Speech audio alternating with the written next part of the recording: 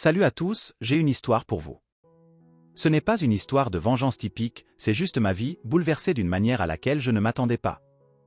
Je m'appelle Joseph et voici l'histoire de la façon dont ma femme chérie m'a trompé avec notre mécanicien et de ce que j'ai fait à ce sujet. Chérie et moi étions ensemble depuis longtemps.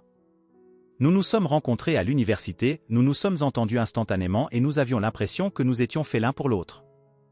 Nous nous sommes mariés quelques années après l'obtention de notre diplôme et la vie était plutôt douce. Nous avons connu des hauts et des bas, bien sûr, mais qui n'en a pas? Notre histoire commence vraiment lorsque notre voiture a commencé à faire des ennuis. C'était un vieux batteur, mais c'était notre batteur. Un jour, ça s'est effondré.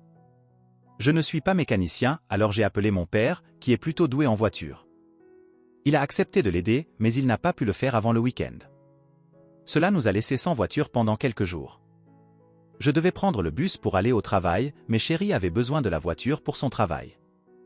Elle s'est donc portée volontaire pour amener la voiture chez le mécanicien pendant que j'étais au travail. Cela semblait être un plan simple, non? Déposez la voiture, attendez un peu, puis rentrez chez vous. Facile. L'atelier de mécanique n'était pas très loin de chez nous. C'était dirigé par un type nommé Mike. Je l'avais rencontré plusieurs fois, il avait l'air d'être un mec bien, un peu dur sur les bords, mais il connaissait son métier en matière de voiture. Alors chérie a emmené la voiture jusqu'au magasin de Mike. J'étais au travail, en train de vaquer à mes occupations, quand j'ai reçu un texto d'elle disant que la voiture prendrait quelques heures à réparer. Ce n'est pas grave, ai-je pensé.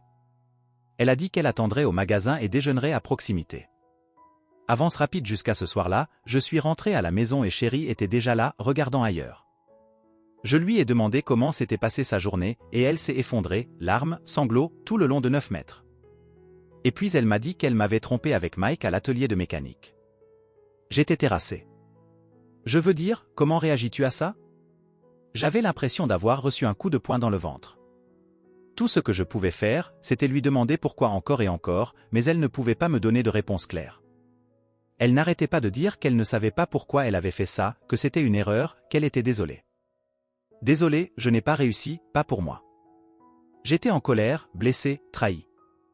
Tout ce que nous avions construit ensemble ressemblait à un mensonge.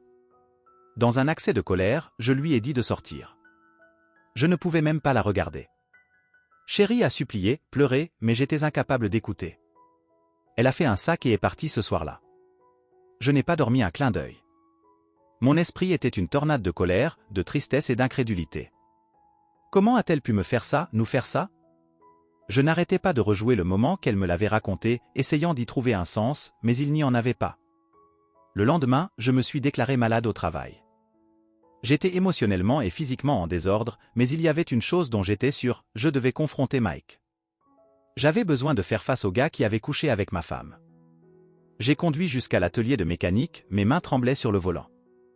Quand je suis arrivé, Mike glissait hors de dessous une voiture, tout gras et inconscient de la tempête qui approchait. Je me dirigeais vers lui, le cœur battant dans ma poitrine. « Mike !» J'ai crié, ma voix résonnant dans le garage. Il se releva en s'essuyant les mains avec un chiffon. « Eh, Joseph, quoi de neuf ?»« Quoi de neuf ?»« Yebouilonais. Tu as couché avec ma femme. » Le visage de Mike a changé. Il sut alors qu'il était attrapé. Écoute, Joseph, je ne l'ai pas laissé finir. Je me tournai vers lui, mon poing se touchant à sa mâchoire. Ce n'était pas un bon coup de poing, mais c'était suffisant pour le faire trébucher. Il s'est rapidement rétabli et est venu vers moi. Nous étions deux hommes adultes qui se lançaient des coups de poing et se débattaient dans un atelier de mécanique sale. C'était ridicule, pathétique même. Mais à ce moment-là, toute ma douleur et ma colère ont été canalisées pour combattre cet homme. Finalement, nous étions tous les deux trop fatigués pour continuer. Nous restions là, haletants et meurtris, à nous regarder. J'ai alors réalisé à quel point tout cela ne servait à rien. Battre Mike n'allait pas changer ce qui s'était passé. Cela n'allait pas guérir mon cœur brisé. J'ai quitté le magasin sans un autre mot. J'ai roulé pendant des heures, essayant de tout gérer. Mon mariage était en ruine, ma confiance brisée. Je me sentais perdu. Dans les jours qui ont suivi, j'ai beaucoup réfléchi. Chérie a essayé de me contacter pour s'excuser, pour parler, mais je n'étais pas prête. Je suis resté chez un ami et j'ai pris un congé pour me vider la tête. J'ai réalisé que, même si je voulais détester Chérie, une partie de moi l'aimait toujours. Mais pourrais-je lui pardonner? Pouvons-nous dépasser cela? Je n'avais pas les réponses. Tout ce que je savais, c'est que j'avais besoin de temps. J'ai aussi pensé à Mike. Je n'étais pas fier de le combattre. C'était un moment de faiblesse, une erreur de jugement. J'étais meilleur que ça. J'ai décidé de retourner au magasin quelques jours plus tard. Mike était là et il avait l'air aussi gêné que moi. Je lui ai dit que je n'étais pas là pour me battre, je voulais juste dire que, malgré tout, je ne voulais pas qu'il y ait de mésentente entre nous. Il a semblé soulagé, s'est excusé pour son rôle dans tout, et nous en sommes restés là. Quant à Chérie et moi, c'est compliqué. Nous parlons, essayant de comprendre ce qui s'est passé et pourquoi. Je ne sais pas si nous resterons ensemble. Pour le moment, c'est un jour à la fois. Voilà donc mon histoire, les amis. Ce n'est pas une fin heureuse, ni tragique. Juste la vie, désordonnée et imprévisible. Merci de m'avoir permis de partager. Voici donc une mise à jour de ma part, Joseph. Il y a quelques mois, j'ai partagé mon histoire sur la façon dont ma femme chérie m'avait trompé avec notre mécanicien et les conséquences de cette révélation. J'ai reçu énormément de soutien de la part de cette communauté et j'ai pensé qu'il était normal de vous tenir au courant de la façon dont les choses se sont déroulées depuis. Tout d'abord, Chérie et moi sommes officiellement divorcés maintenant. C'était une décision difficile, mais au final, cela m'a semblé la bonne. Nous avions tous les deux besoin d'avancer et de guérir, et rester ensemble n'allait pas permettre que cela se produise. Le processus de divorce s'est étonnamment déroulé sans heurts. Je suppose que lorsque les choses s'effondrent de cette façon, il ne reste plus grand-chose à se battre. Une chose qui pourrait vous surprendre, Chérie n'a reçu aucune pension alimentaire. Elle l'a d'ailleurs refusée malgré tout.